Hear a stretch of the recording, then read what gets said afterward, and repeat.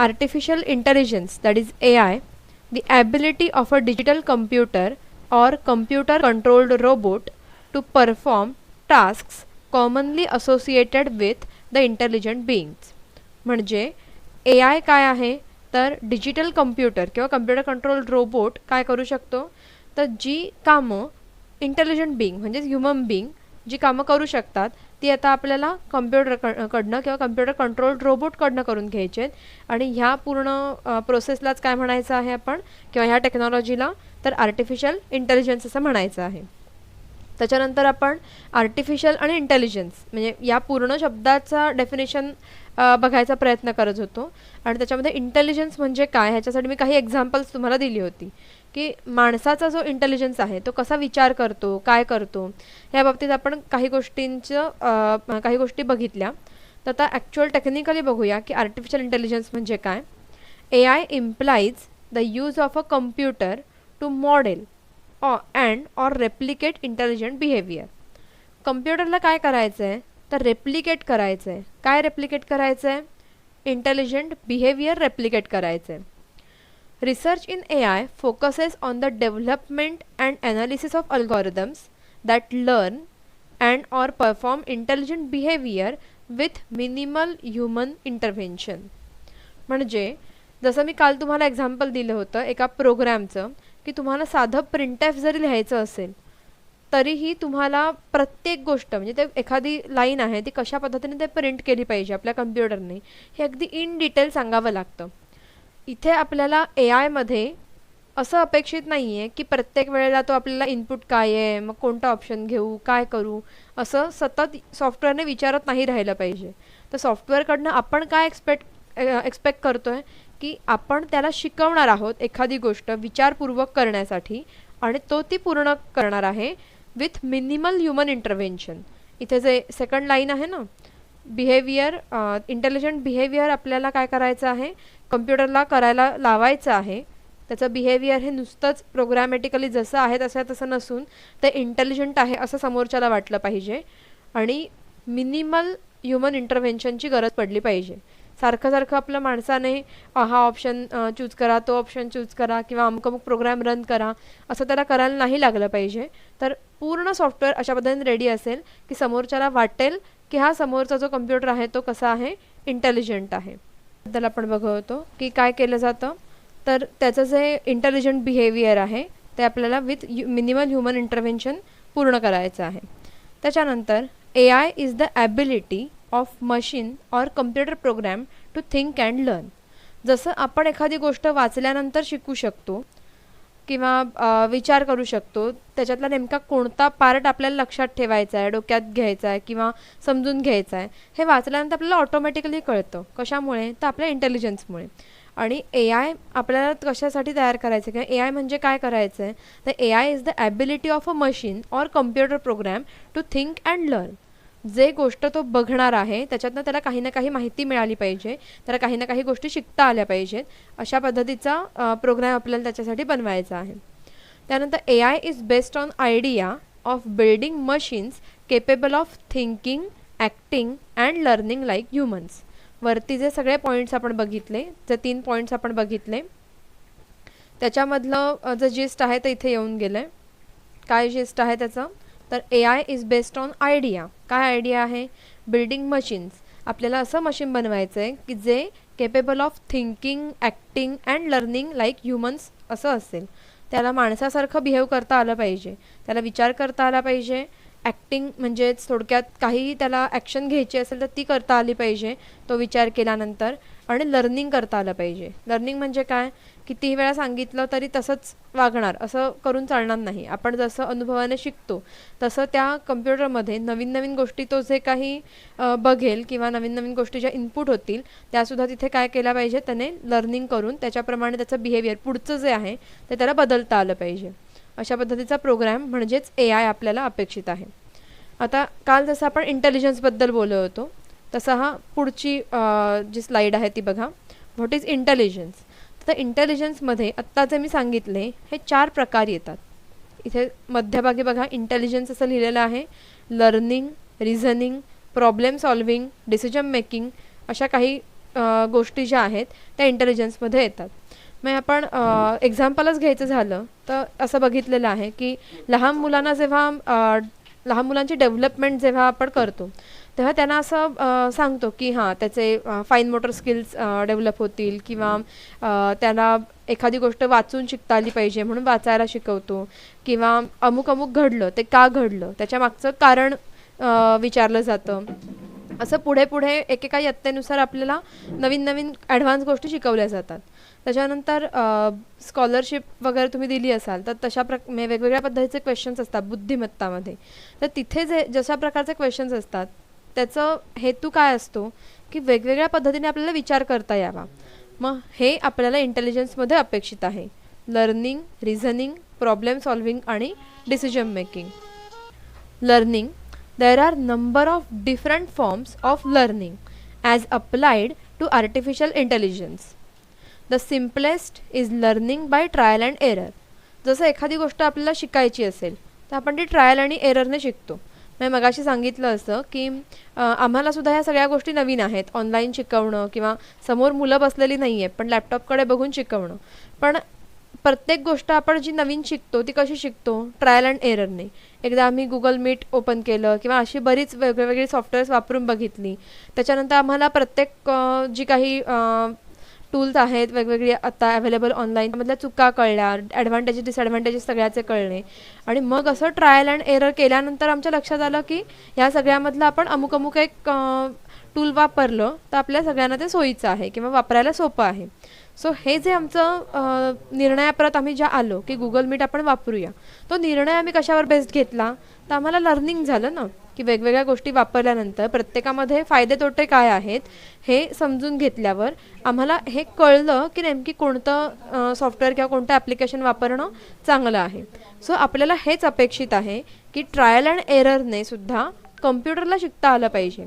असं नाही की मी एक प्रोग्राम लिहिला की शेवटपर्यंत तो कायम तोच प्रोग्राम फॉलो करेल, तेच अल्गोरिदम फॉलो करेल. आत्तापर्यंत आपण जे प्रोग्रामिंग शिकलो ते अशा पद्धतीचं होतं की C++चा प्रोग्राम एकदा तुम्ही लिहिलात आणि तो रन करायला त्याची EXE बनवून टाकली की ती EXE काय वाटेल ते झालं तरी चेंज होणार नाही. सेम इनपुट ते घेणार, सेम आउटपुट तो देणार.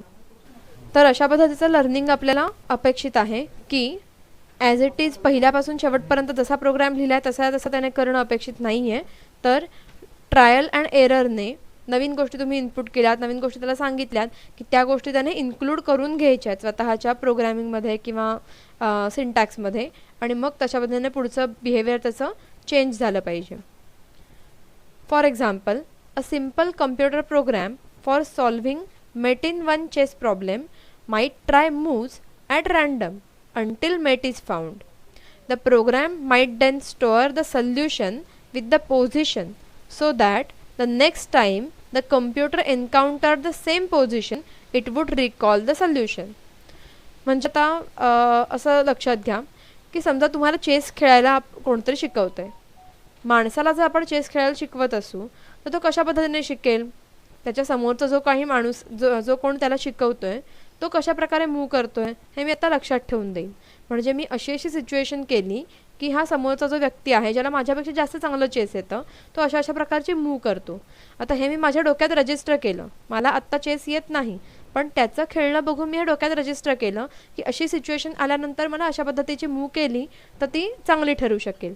हे ज्या क्षणी माझ्या डोक्यात रजिस्टर झालं आता पुढच्या वेळेला खेळताना माझ्यासमोर कदाचित वेगळं कोणतरी असू शकेल पण ती सिच्युएशन आल्यानंतर ती मूव करायचं माझ्या डोक्यात येईल.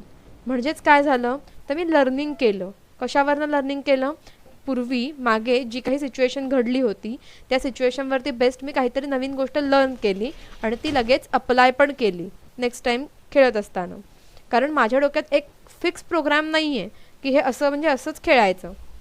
तर वेगवेगळ्या मूव्ज ज्या आहेत त्या जसं मी जास्त खेळत जाईन तसं काय होत जाईल माझ्या डोक्यात वेगवेगळ्या प्रकारच्या मूव्ज मी लर्न करत जाईल आणि त्यामुळे काय होणार आहे अल्टिमेट रिझल्टंट काय असणार आहे अर्थात माझं खेळणं सुधारत जाणार आहे. आणि हे जे लर्निंग आहे ते प्रत्येक बाबतीमध्ये आपल्याला कम्प्युटरने करणं अपेक्षित आहे म्हणून याला काय म्हणायचं लर्निंग असं म्हणायचं. ओके, नेक्स्ट पॉईंट बघा काय आहे रिझनिंग. ओके, लर्निंग म्हणजे काय बघून झालं रिझनिंग. आता अगदी साध्या शब्दात सांगायचं झालं तर रिझनिंग म्हणजे काय, तर एखादी गोष्ट आपण केली, ती का केली ह्याच्या मागे कारणमीमांसा आपली असते, किंवा एखादा डिसिजन जेव्हा आपल्याला घ्यायचा असतो तेव्हा तो डिसिजन घेत असताना आपण वेगवेगळ्या गोष्टी समोर ठेवतो की हां हे असं झालं, असं असं मी केलं तर काय होईल, असं अमुक अमुक वेगळी ॲक्शन घेतली तर काय होईल. हे केल्यानंतर जेव्हा आपण प्रत्यक्ष डिसिजन घेतो त्या पद्धतीने ॲक्ट करतो, आणि हे ॲक्ट केल्यानंतर जर तुम्हाला कोणी विचारलं की तू असं का केलंस, तर त्याचं रिझनिंग आपल्याकडे रेडी असतं. तर रिझनिंग म्हणजे काय बघा, to reason is draw inferences appropriate to the situation. जे काही समोर घडतंय त्याच्या मागे काय बरं कारण असेल, तर्क असं त्याला जास्त करून मराठीमध्ये म्हटलं जातं, तो कारण भाव किंवा त्याचं इन्फरन्स शोधून काढणं म्हणजे काय आहे, रिझनिंग तयार करणं. जसं मॅथ्सचा प्रॉब्लेम सॉल्व करत असताना किंवा कोणताही बुद्धिमत्ता किंवा अशा प्रकारचा प्रॉब्लेम सॉल्व करत असताना रिझनिंग आपल्याला प्रचंड महत्त्वाचं असतं. सेरीज एखादी तुम्ही सॉल्व करत असाल की 1 नंतर 3 नंतर 5 असं आलं, आता तुम्ही काय कराल, त्याच्या पुढे काय ठेवाल, 1 3 5, त्याच्या पुढे काय ठेवणार, ऑफकोर्स तुम्ही म्हणाल की 7 ठेवणार. मग मी विचारलं की नंतर 7 का ठेवलं, तर रिझनिंग तुमच्याकडे तयार आहे. हे रिझनिंग तुम्ही कसं तयार केलं, तर 1 3 5 ह्या प्रत्येकामध्ये डिफरन्स किती आहे, ते नंबर्स आहेत का लेटर्स आहेत किंवा आणखीन काही चित्र आहेत का, तर हे बघितल्यानं तुमच्या लक्षात आलं की अरे ह्या नंबर्स आहेत. मग नंबर्स आहेत तर कोणते नंबर्स आहेत, तर ऑड नंबर्स आहेत. कशा पद्धतीने दिलेले गेलेले आहेत, तर 1 3 5 नंतर मग पुढे म्हणून तुम्ही त्या सिरीजमध्ये 7 ॲड करणार आहात, 7 ॲड करणार आहात. आणि ह्याच्या मागे तुमचं रिझनिंग, तुमचा इन्फरन्स हा रेडी आहे की हे सगळे नंबर्स आहेत, हे सगळे ऑड नंबर्स आहेत, साधे नाही आहेत. त्या प्रत्येक पहिल्या नंबरपासून दुसऱ्या नंबरमध्ये 2चा डिफरन्स आहे, आणि म्हणून तिसऱ्या नंबरमध्ये मी 2 ॲड केला, मला 7 मिळाला, की जो नेक्स्ट ऑड नंबर होता त्या सिरीजमधला. हे सगळं रिझनिंग तुम्ही देऊ शकता, आणि हेच आपल्याला कम्प्युटरकडनं करून घ्यायचं आहे की एखादी गोष्ट तो करेल, का करेल, उगाचच नाही करणार, प्रोग्रॅममध्ये लिहिलं आहे म्हणून नाही करणार, तर त्याच्याकडे त्याचं रिझनिंग असेल असं आपल्याला असा सॉफ्टवेअर आपल्याला बनवायचं आहे. Reasoning is what we do when we take the information that we are given. काहीतरी एक इन्फॉर्मेशन आपल्याकडे दिली गेलेली आहे, compare it to what we already know. आपल्याला जे काय आधीपासून माहिती आहे त्या गोष्टीबरोबर आपण ती कम्पेअर करून बघतो, आणि नंतर काय, and then come up with the conclusion. समजा मी आता तुम्हाला काहीही सांगितलं, जेव्हा आपण शिकतो तेव्हा हे खूपदा केलं जातं की मी जे काही बोलते हे तुम्हाला कळतंय, का कळतंय, कारण मी मराठीत बोलते आणि मी मराठीत जे जे काही शब्द वापरते ते सगळे शब्द तुम्ही ऑलरेडी शिकलेले आहात. म्हणजेच काय, तर तुम्ही ऑलरेडी तुम्हाला माहिती आहेत ते. Compare it to what we already know. तुम्हाला जे माहिती आहे त्याच्याबरोबर तुम्ही ते कम्पेअर करता. आपल्यामध्ये जो ऑटोमॅटिक डेटाबेस तयार झालेला आहे आपल्या भाषेचा, त्याच्याबरोबर आपण कम्पेअर करत जातो, आणि म्हणून आपल्याला जी भाषा येते ऑलरेडी त्या भाषेत समोरचा व्यक्ती जर आपल्याशी बोलत असेल तर ती आपल्याला समजू शकते. का समजू शकते, कारण ती भाषा मला येते, म्हणजेच काय, त्या भाषेचा डेटाबेस, त्या भाषेतले शब्द किंवा त्याच्यातल्या फ्रेजेस या माझ्या डोक्यामध्ये रजिस्टर झालेले असतात. म्हणजेच व्हॉट वी ऑलरेडी नो, त्याच्याबरोबर मी ते कम्पेअर करून बघते, त्याचा अर्थ, त्याचं मिनिंग जे काही माझ्याकडे रजिस्टर झालेलं आहे माझ्या मेंदूमध्ये, जे मी शिकलेले आहे त्याच्याबरोबर त्याचा संबंध लावला जातो, आणि मग मी कन्क्लुजनपर्यंत येते. आणि ही जी गोष्ट आहे ती आपल्या बाबतीत खूप फास्ट घडत जाते, कारण आपल्याला ती भाषा चांगल्या पद्धतीची येते.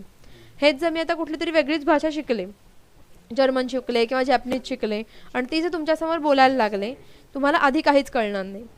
नंतर मी तुम्हाला काय करेन, त्याच्यातल्या काही शब्दांचा अर्थ सांगेन, आणि मग तुम्हाला त्याचं रिझनिंग पुढे तयार करता येईल. म्हणजे कसं, तर समजा मी जर्मनमध्ये काहीतरी वाक्य बोलले, आधी तुम्हाला जर्मन येत नाही म्हणून तुम्हाला काही अर्थ कळणार नाही, मग त्या वाक्यामधल्या प्रत्येक शब्दाचा मी अर्थ तुम्हाला तुमच्या भाषेमध्ये सांगितला, मराठीत सांगितला, इंग्लिशमध्ये सांगितला, व्हॉटेवर, आणि तो अर्थ सांगितल्यानंतर मग मी ते परत वाक्य बोलले, तर आता तुम्ही मगाशी तुम्हाला जे काही अंडरस्टँड झालं आणि आत्ता त्या शब्दांचे अर्थ तुमच्या भाषेत सांगितल्यानंतर तुम्हाला जे काही अंडरस्टँडिंग होईल, त्या दोन्ही अंडरस्टँडिंगमध्ये फरक असेल, आणि तो जो काही फरक आहे तो म्हणजेच काय असणार आहे, तर रिझनिंग.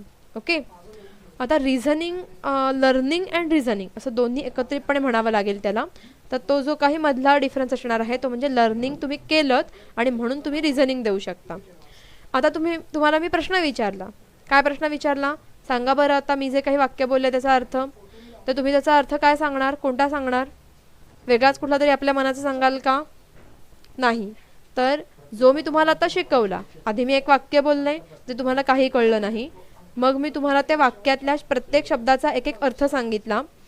त्यानुसार तुम्ही तुमच्या डोक्यामध्ये, प्रत्येकाने आपल्या डोक्यामध्ये काहीतरी त्याचा अर्थचं वाक्य प्रिपेअर केलं आणि मग मी तुम्हाला परत ते वाक्य सांगितलं. हां, तर जे काही वाक्य आपण सांगितलेलं आहे त्याचा अर्थ मी तुम्हाला विचारला. आता तुम्ही काय कराल, त्यात सुद्धा प्रत्येकजण थोडासा फरक करून त्या अर्थ किंवा ते उत्तर मला देऊ शकेल. का? कारण समजून घेण्याची तुमची जी कपॅसिटी आहे ती सुद्धा प्रत्येकाची वेगळी आहे. रिझनिंग कपॅसिटी जी तुमची आहे ती प्रत्येकाची वेगवेगळी आहे आणि म्हणून तुमच्या ह्या उत्तर देण्यामध्ये फरक पडला. बरोबर. आता हे जे रिझनिंग आहे ते आपल्याला मुळात आपण ह्या 4 वेगवेगळ्या गोष्टी का शिकतोय, कारण आपल्याला AI तयार करायचं आहे. AI म्हणजेच काय, आर्टिफिशियल इंटेलिजन्स.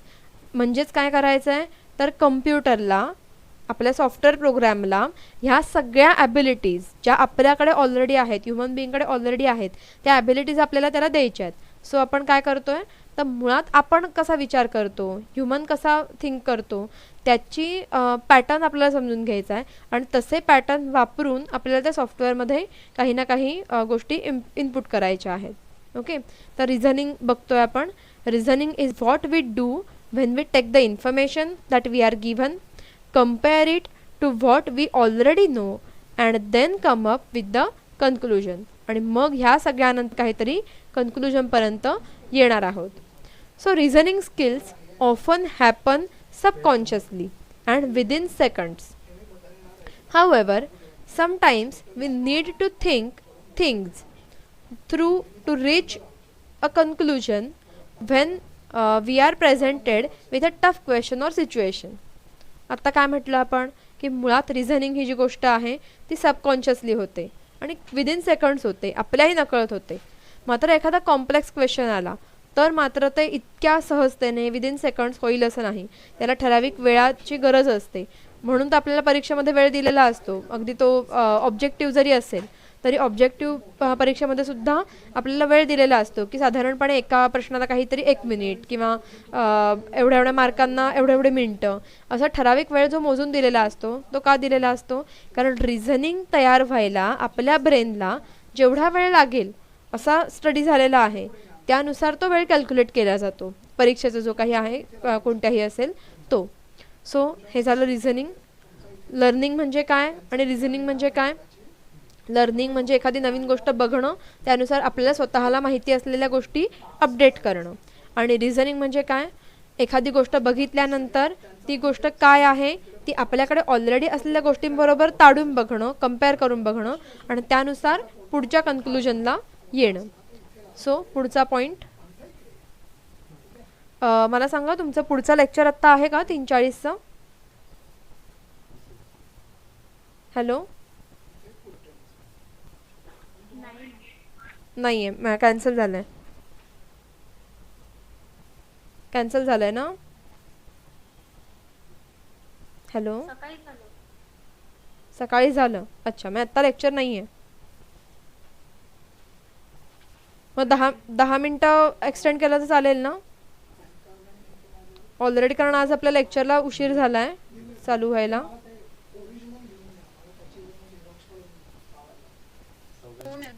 ओके, ठीक आहे. 1 मिनिट फक्त, मी नंतर विसरेन, त्यामुळे मी आत्ता लगेच अटेंडन्स घेऊन टाकते. बऱ्यापैकी लोक आहेत तोपर्यंत.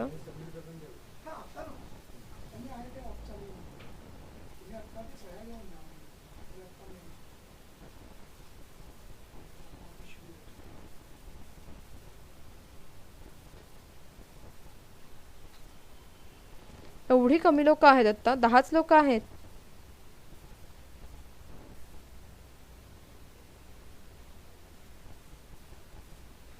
त्याची मीटिंगच ओपन होत नाहीये.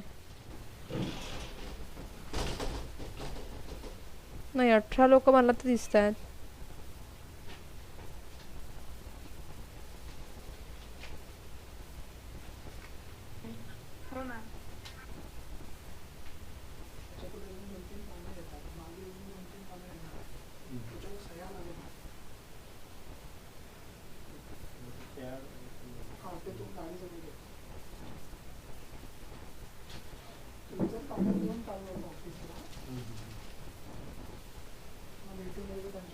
तरी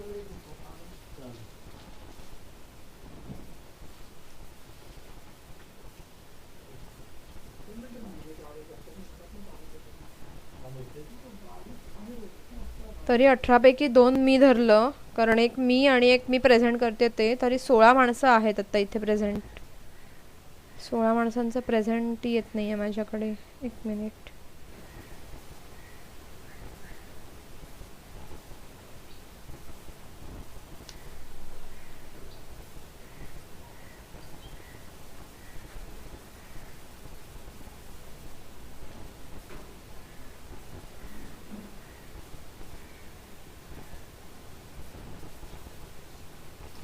ठीक आहे, आपण पुढचा पॉईंट बघूया. तोपर्यंत मध्येच परत एकदा घेईन अटेंडन्स नंतर.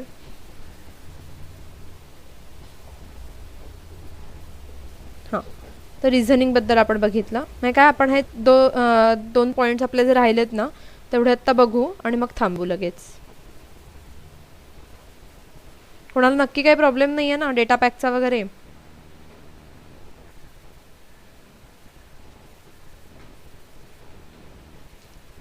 ठीक आहे. तर decision making okay. Decision making is the process of making choices by identifying a decision, gathering information, and assessing alternative solutions. Using step-by-step decision making process can help you make more deliberate, thoughtful decisions by organizing relevant information and defining alternatives. This approach increases the chances that you will choose the most satisfying alternative possible. Decision making मुळात concept सोपी आहे समजायला, कारण समजा तुमची objective taste असेल, तुम्ही कुठली ना कुठली ऑब्जेक्टिव्ह टेस्ट नक्की दिलेली असणार आहे. सो जेव्हा तुमची ऑब्जेक्टिव्ह टेस्ट आहे असेल, एक क्वेश्चन असतो आपल्यासमोर. त्या क्वेश्चन आधी आपण वाचतो, मनातल्या मनात काहीतरी त्याचा आन्सर आपल्याला प्रिपेअर करतो आणि मग त्याच्या खालचे ऑप्शन्स बघतो. ओके, आता जे एक रफ, म्हणजे अजून माझा डिसिजन झालेला नाही की ह्याचा आन्सर काय आहे, कुठे तयार झालं माझ्या मनामध्ये रफली आन्सर. तर जेव्हा मी क्वेश्चन वाचला, त्याचं काहीतरी कॅल्क्युलेशन केलं, तेव्हा रफली माझ्या मनामध्ये काहीतरी आन्सर तयार झालं, पण मी ते फायनल केलेलं नाही, डिसिजन घेतलेलं नाही. तर खालचे जे ऑप्शन्स आहेत ते मी आधी बघणार आणि ते ऑप्शन्स बघून त्याच्यामध्ये मी कम्पेअर करून बघणार की कोणते बरं अल्टरनेटिव्स माझ्याकडे अवेलेबल आहेत, आणि त्या ऑप्शन्समधला एक कोणता तरी ऑप्शन मी चूज करणार की हां, हे माझं आन्सर आहे. डिसिजन झाला. जर माझं रफली काढलेलं आन्सर आणि तिथे असलेली आन्सर्स मॅच झाली, आता मॅथमॅटिकल प्रॉब्लेम असेल तर आपल्याला आधी असं करावं लागतं की आधी प्रॉब्लेम सॉल्व्ह करून आन्सर काढावं लागतं आणि मग ते मॅच करून बघावं लागतं. जर माझं काढलेलं आन्सर आणि तिथे असलेली ऑब्जेक्टिव्ह मॅचिंग झालं तर काय होणार आहे, तर अर्थात मला डिसिजन घ्यायला सोपा जाणार आहे, कारण पहिली मी काहीतरी प्रोसेस केली, माझ्यासमोर अल्टरनेटिव्ह एकच होता स्वतःसाठी की हेच माझा आन्सर असणार आहे, कारण मी ते कॅल्क्युलेट करून सॉल्व्ह केलेलं आहे आणि तिथे दिलेले ऑप्शन्स आहेत त्याच्याबरोबर मी मॅच करून बघितलं.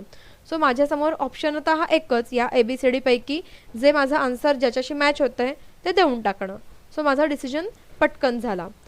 पण डिसिजन मेकिंग काय आहे? Decision making is the process of making choices by identifying a decision, gathering information and assessing alternative solutions. Directly हे केलं आणि निर्णय घेऊन टाकला असं आपण करत नाही. अगदी एखादा ड्रेस जरी आपण घ्यायला गेलो तरी आपण त्याला सांगतो आधी की कशा प्रकारचा ड्रेस मला हवा आहे. मग तो 3-4 वेगवेगळे ड्रेस आपल्यासमोर त्या आपल्या मापाचे ओपन करून ठेवतो आणि त्यातला जो कुठला मला आवडेल, कधी कधी आपण कन्फ्यूज होतो की हा पण आवडला आहे, तो पण आवडला आहे, तो पण आवडला आहे, कोणता घ्यायचा. मग आपण वेगवेगळे फॅक्टर्स लावतो डिसिजन घेण्यासाठी. मग तो फॅक्टर कोणताही असू शकतो. मग त्याची किंमत किती आहे, त्याचा यूज कसा आहे, ह्याच्यातला कलर कोणता आहे, माझ्या आवडता कलर त्यातला कोणता आहे जास्त, असे वेगवेगळे फॅक्टर लावून मग आपण त्याच्यातलं डिसिजन घेतो की अमुक अमुक ड्रेस मी घेणार आहे. तसंच प्रत्येक वेळेला कोणताही, अगदी ड्रेसच्या बाबतीत डिसिजन असेल किंवा आत्ता मी सांगितलं क्वेश्चन आहे त्याच्यातला ऑप्शन आपल्याला चूज करायचा आहे तो डिसिजन असेल, किंवा इतर कोणताही आपल्या लाईफमधला डिसिजन असेल, तो घेत असताना आपल्याला बऱ्याच मोठ्या प्रोसेसमधनं जावं लागतं. ती बरीच मोठी प्रोसेस म्हणजे मागे जे सांगितलं लर्निंग आणि रिझनिंग, तेही त्या ठिकाणी येतं की मी जे काही शिकलेले आहे आत्तापर्यंत, जे काही मला माहिती आहे ऑलरेडी, त्याचा मला इथे वापर करावा लागतो. त्यानंतर नुसतं त्याचा वापर करून चालणार नाही, तर त्याचा वापर करून मी काय काय बरं करू शकते, ह्याचं पुढचं नेक्स्ट काय असू शकेल ह्याचा मला विचार करावा लागतो. म्हणजे अमुक अमुक डिसिजन घेतल्यानंतर मी माझं काय होईल पुढे, हा मला पुढे प्रेडिक्शन करावं लागतं. आणि मग त्याच्यामधला काय मला सुटेबल आहे हे डिसाईड करून, किंवा कोणता डिसिजन घेतला तर तो जास्तीत जास्त माझ्या दृष्टीने चांगला आहे ह्याचा विचार करून आपण काय करतो, त्याच्यातला अल्टरनेटिव्ह सिलेक्ट करतो. सो डिसिजन मेकिंग प्रोसेसमध्ये आपल्याला अल्टरनेटिव्ह सोल्युशन्सचा विचार करावा लागतो आणि अल्टरनेटिव्ह सोल्युशन्स तयार करण्याचं सुद्धा काम आपल्यालाच करावं लागतं. आणि त्याच्यासाठी प्रत्येक सिच्युएशनमध्ये अल्टरनेटिव्ह कसं तयार करायचं आपल्यासमोर हे प्रत्येक सिच्युएशनमध्ये वेगवेगळं असतं. ओके, तर using a step by step decision making process can help you make more deliberate thoughtful decisions by organising relevant information. नुसताच डिसिजन घेऊन टाकला, हां हे घेऊन टाकूया असं नाही करत आपण, त्याच्या मागे बराच विचार असतो. आणि जेव्हा आपण विचार करून डिसिजन घेतो तेव्हा तो निर्णय किंवा तो डिसिजन जास्त चांगला असण्याची शक्यता, जास्त चांगला ठरण्याची शक्यता ही वाढत असते. म्हणूनच इथे म्हटलं आहे की using a step by step decision making process can help you make more deliberate, thoughtful decisions by organizing relevant information and defining alternatives. This approach increases the chances that you will choose the most satisfying alternative possible. So अशा step by step प्रोसेसमधनं जर तुम्ही गेलात आणि कोणताही decision घेतलात, मग तो कोणत्याही प्रकारचा असू दे, तर तो निर्णय अचूक असण्याची शक्यताही जास्त असते. सो हे झालं डिसिजन मेकिंगबद्दल. आता जेव्हा आपल्याला AI बद्दल बोलायचं आहे तेव्हाही डिसिजन मेकिंग हे खूप महत्त्वाचं असणार आहे. आता AI मध्ये रोबोटला काय बरं कसला बरं डिसिजन घ्यावा लागणार आहे, तर व्हॉट टू डू नेक्स्ट. आता मी काय करायचं आहे, सेन्सर्सनी काहीतरी माहिती आणून माझ्याकडे दिली, आता ह्याच्या पुढची ॲक्शन मला कोणती घ्यायची की नाही घ्यायची हे तर त्याला ठरवावंच लागणार ना. मग त्याला ठरवणं आलं म्हणजे डिसिजन आला.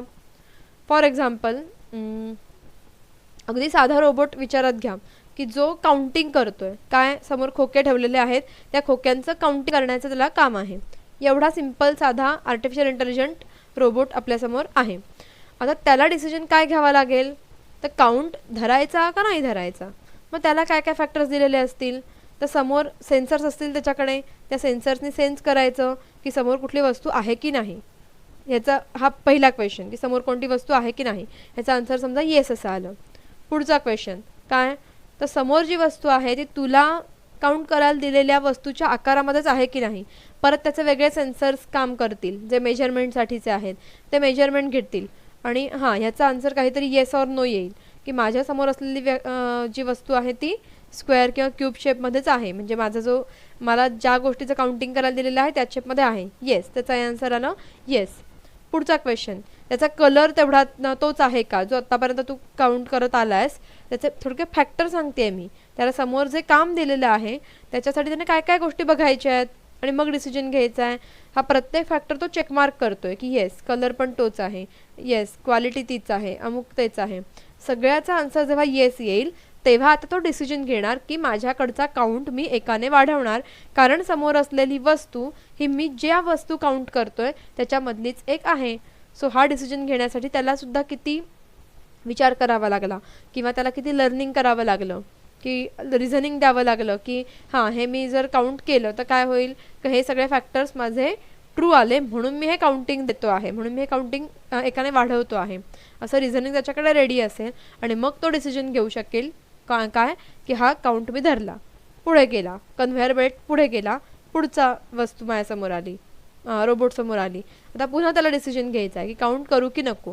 ह्या छोट्या छोट्या गोष्टी तिथे महत्त्वाच्या ठरतात. ओके, पुढचा पॉईंट प्रॉब्लेम सॉल्व्हिंग. आता प्रॉब्लेम सॉल्व्हिंगमध्ये ह्या सगळ्या गोष्टींचा तुम्हाला वापर करायचा आहे. कोणत्या, लर्निंग, रिझनिंग, डिसिजन मेकिंग. कारण ह्या गोष्टी तुम्ही करू शकलात तरच तुम्ही म्हणजे रोबोट तुमचा जो आहे किंवा कम्प्युटरचा AI इंटेलिजंट प्रोग्राम जो आहे तो प्रोग्राम तुमचं प्रॉब्लेम सॉल्व्हिंग करू शकेल. Problem solving particularly in artificial intelligence may be characterized as a systematic search through a range of possible actions in order to reach some predefined goal or solution. Problem solving methods divide into special purpose and general purpose.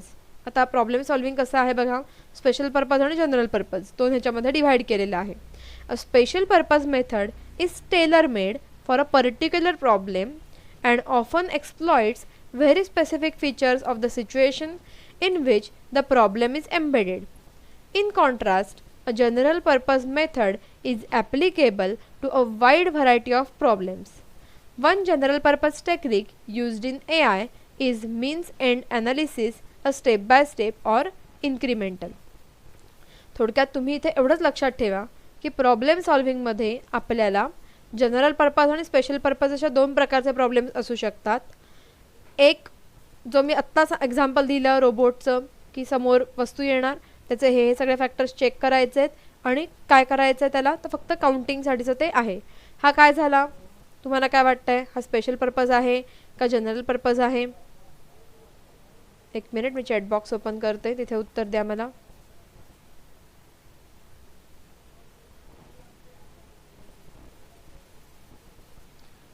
काउंटिंगवाला robot जो आहे, असं जे मी example दिलं,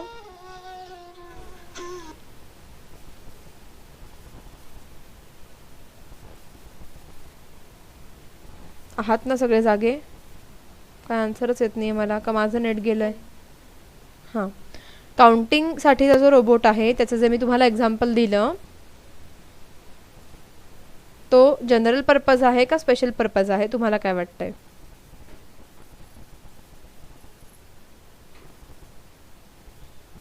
जे तुम्हाला वाटतं ते chat बॉक्समध्ये उत्तर दिलं तरी चालेल.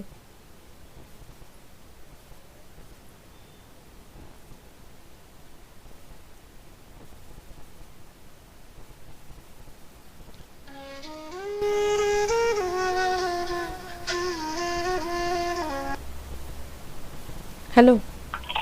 अगं हिला काय 4 वाजता तू हे करणार वगैरे सांगितलंय? होय होय, येते मी. माझं लेक्चर संपत झालंय, येते पण मी.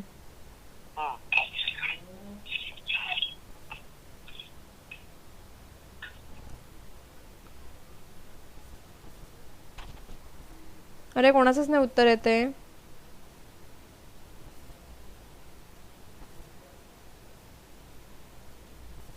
हॅलो, आहात ना सगळे इथे नक्की, का हा ठेवून मोबाईल चालू ठेवून गेलात कुठे?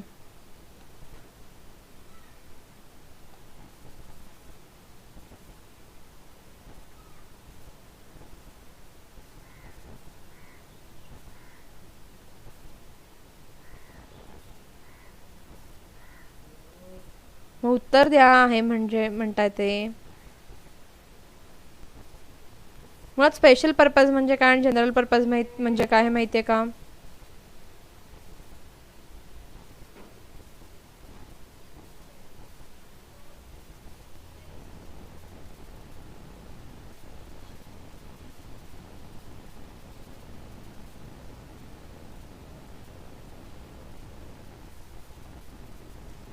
बरोबर आहे, स्पेशल पर्पज असं बऱ्याच जणांचं उत्तर आलेलं आहे, पण माझ्या चॅटबॉक्समध्ये का दिसत नाही आहेत उत्तरं? मिनिट, खाली खाली का जात नाही ऑटोमॅटिक? हां हां, बऱ्याच जणांनी स्पेशल पर्पज असं उत्तर दिलं आहे आणि काही 1-2 जणांनीच फक्त जनरल पर्पजने उत्तर दिलं आहे. नाही, स्पेशल पर्पज हे उत्तर बरोबर आहे. मुळात स्पेशल पर्पज म्हणजे काय आणि जनरल पर्पज म्हणजे काय, तर एखादी स्पेशल पर्पज म्हणजे काय आधी सांगते. एखादी गोष्ट ठरवलेली असते की ह्याने हे एवढंच परफॉर्म केलं पाहिजे, त्याला म्हणायचं स्पेशल पर्पज. आणि जनरल पर्पज म्हणजे काय, तर जे काही तुमच्याकडे येईल त्या सगळी कामं त्याने केली पाहिजे, म्हणजे जनरल पर्पज. आत्ताचा जो रोबोट होता त्याला आपण पर्टिक्युलरली एक काम दिलेलं होतं, स्पेशली एक काम अपॉइंट करून दिलेलं होतं. त्याने काय करायचं, इकडे तिकडे काही बघायचं नाही, तर फक्त काउंटिंग करायचं, आकार बघायचा वस्तूचा, रंग बघायचा आणि काउंट करायचं, असा तो स्पेशल पर्पज रोबोट होता. ओके. आणि जनरल पर्पज म्हणजे काय असतं, तर उद्या मी त्याला समजा सांगितलं त्या रोबोटला, ए थांब, तू ते काम करू नको रे, इकडे ये आणि ही वस्तू प्रोड्यूस करायचं काम कर, तर तो करू शकेल का? तो काउंटिंगसाठी जर मी बनवलेला आहे, त्याच्यात तशा प्रकारचं जर प्रोग्रॅमिंग आहे, तर तो वाटेल ते काम करू शकणार नाही. बरोबर आहे, कारण तो स्पेशल पर्पज रोबोट आहे, त्याला मी एक ठराविक काम देऊन बसवलेलं आहे. ओके, त्यामुळे हा झाला स्पेशल पर्पज. आणि जो कम्प्युटर किंवा जो काय म्हणूया आपण रोबोट, या वेळेला अमुक एक प्रोग्रॅम, दुसऱ्या वेळेला दुसरा एक प्रोग्रॅम, जे काम सांगितलं जाईल त्यावेळेला तसा तसा प्रोग्रॅम वापरू शकत असेल, त्याला तुम्ही म्हणू शकता जनरल पर्पज. ओके, तर एवढं आपण बघून थांबूया, कारण बऱ्यापैकी वाजले, तर 4 वाजायला आलेत. अर्धा तास एक्स्ट्रा लेक्चर मला आज मिळालं आहे. आणि उद्या आपण आर्टिफिशियल इंटेलिजन्सच्या ज्या टेक्निकल ह्या दिलेल्या आहेत, डेफिनेशन्स दिलेल्या आहेत आपल्या पुस्तकामध्ये, तर त्या आपण नेक्स्ट लेक्चरला बघूया. ओके.